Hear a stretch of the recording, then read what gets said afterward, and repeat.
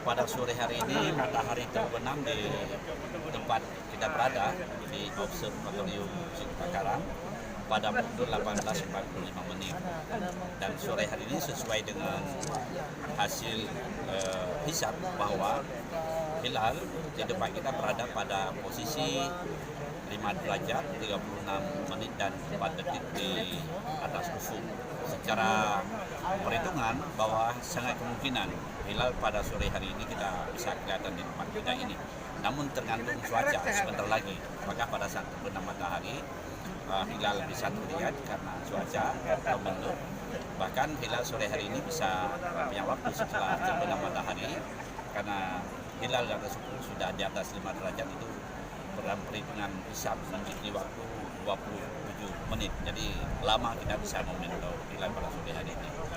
Nah, secara sesuai laporan secara nasional pada sore hari ini sudah kelihatan hilal di 5 tempat di Indonesia, termasuk di Gresik, masuk di Lamongan, Pelabuhan Ratu, Jogja dan Sulawesi Selatan. Jadi dengan sendirinya sesuai dengan hasil hisab bahwa diperhitungkan besok akan ditetapkan sebagai satu Ramadan, maka insya Allah dengan sudah kelihatan hilal satu tempat saja pun sesuai dengan ketentuan hadis Rasulullah SAW, maka di negeri kita ini akan ditetapkan besok akan jatuh satu Ramadan dan kita mulai malam hari akan berniat puasa.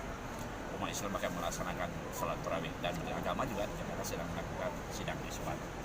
Mungkin ini perkembangan yang sore hari ini. Namun walaupun secara hisab bahwa hilal pada sore hari ini sudah berada di atas ufuk 5 derajat lebih, namun sebagai salah satu kewajiban kita di Kementerian Agama dan dengan instansi pemerintah terkait serta ormas Islam, kita berkewajiban melakukan yang hilal pada sore hari ini. Dan ini merupakan kewajiban Kementerian Agama dengan sejumlah dinas dan instansi pemerintah terkait.